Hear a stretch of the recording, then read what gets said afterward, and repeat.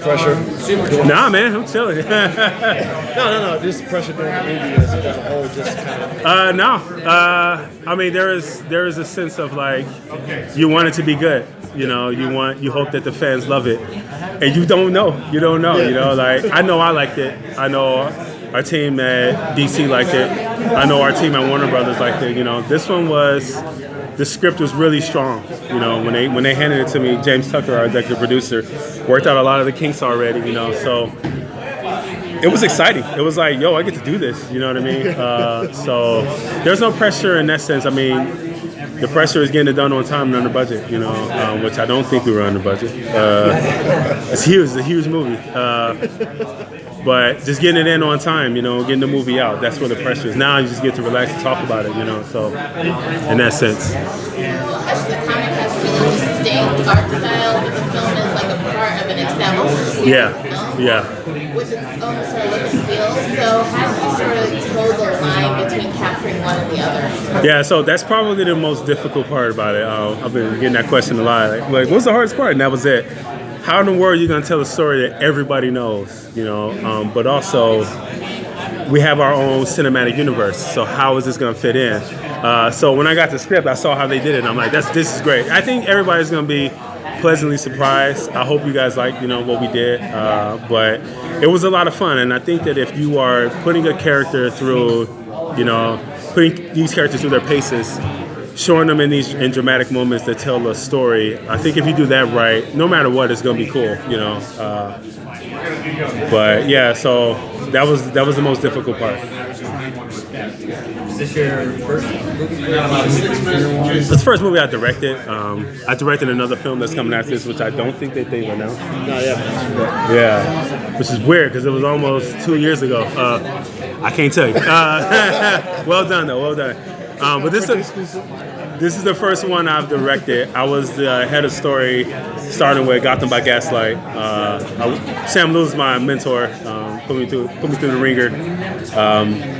And yeah, this one they called me into the office and were like, "We're gonna give you Hush," and I hit the ceiling because I was trying to break into comics when the comic came out, and I really like Jim Lee a lot. So just trying to like learn how to tell visual stories by looking at the comic has always been a part of me. So it was like full circle, going from comics to animation. Once you found out that you got Hush, how did you approach it in your head? You've got the book, you've got people around you like Jim Lee and others. Yeah. What do you do first? How do you absorb it? Well, I think that while you want to try to keep, you know, the iconic stuff from the comic, you want to tell the story that's on the page. You know, if you try to deviate too much, you'll run into lots of problems, you know. So a lot of the, like from the trailer, you can kind of see some of the iconic scenes from the comic, like Batman kissing Catwoman. We wanted to make sure like that was in there. But at the same time, to me, like your composition should follow the narrative. You should set the shot up the way that the story needs to be told for that dramatic moment. So we approached it in that sense.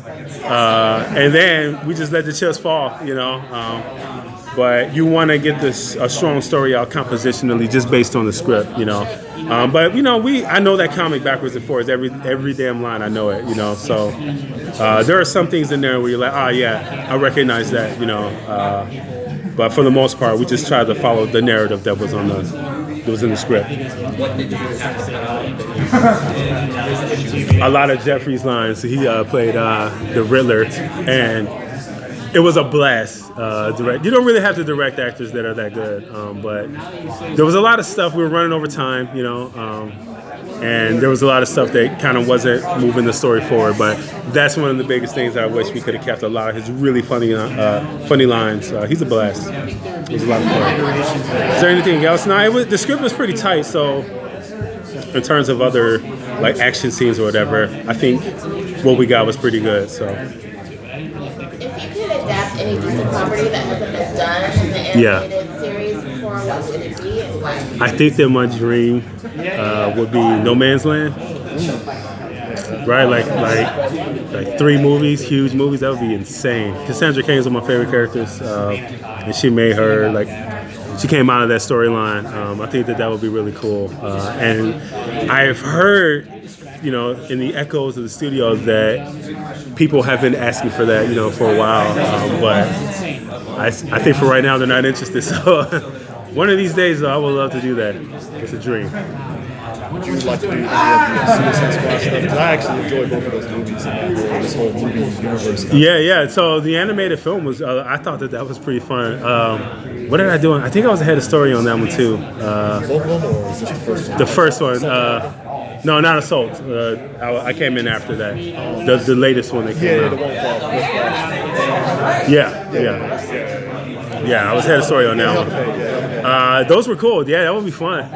I feel like we haven't explored everything that story could be, because for the movie, it wasn't as much of an origin story as for the animated movie, it wasn't as much of an origin story like the live action. And so I felt like we were going into this, more stories with them, with Amanda Waller as like their boss or whatever, sending them on missions. That would be a lot of fun. That's a good question.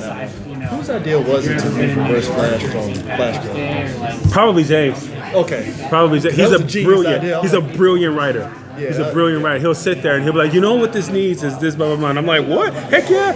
And while I'm sitting there, I'll just start coming up with ideas. But then I'll go back and then bring in, he's like, no, I was thinking like this, blah, blah, blah. But yeah, I think it was James. He's a genius. He's a genius. I didn't see that coming. I was like, is he here? And I was like, oh. Yeah, that was a good move. That was fun.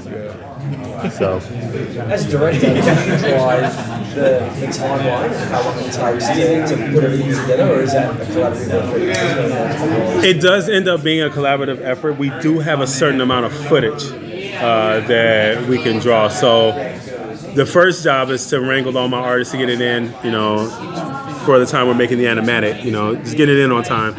And then James and I and our editor, we sit there and we watch it, and James is like, man, this moment should be more dramatic. And James knows every single square inch of the script. It's like, God, that moment felt a little flat. We can do this and blah, blah, blah.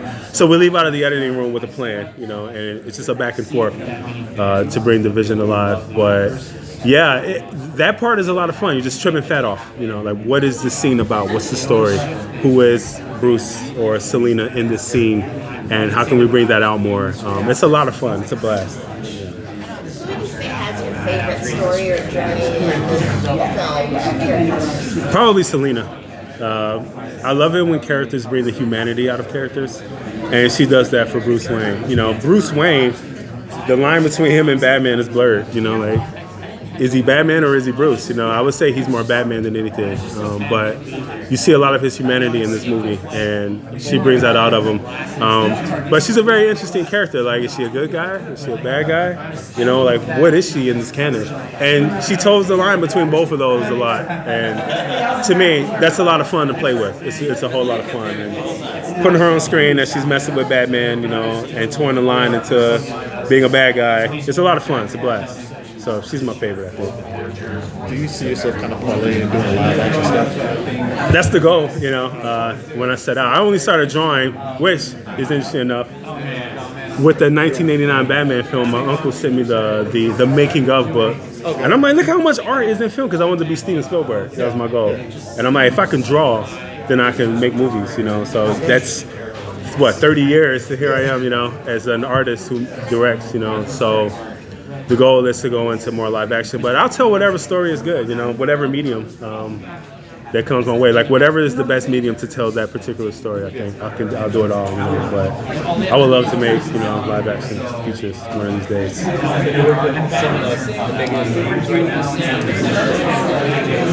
Yeah, Bruce, those guys. Yeah. Yeah, if it was okay, I always say to myself, like, man, I wish I would have learned how to write first before I started to focus more on like drawing, art style, all that stuff. The writing is the key, sitting down as a storyboard artist. I can draw Batman kicking the crap out of Joker all day long, but it gets boring. Yeah. You know what I mean? Why is he doing this thing? And, what is the story that you're trying to tell? Where are you trying to put this character to bring out the most dramatic moment? That's the most important thing. So focus on writing, focus on telling a narrative story. I think that's the best thing you can do if you're trying to break in. Boy, I have no more words left. Yeah.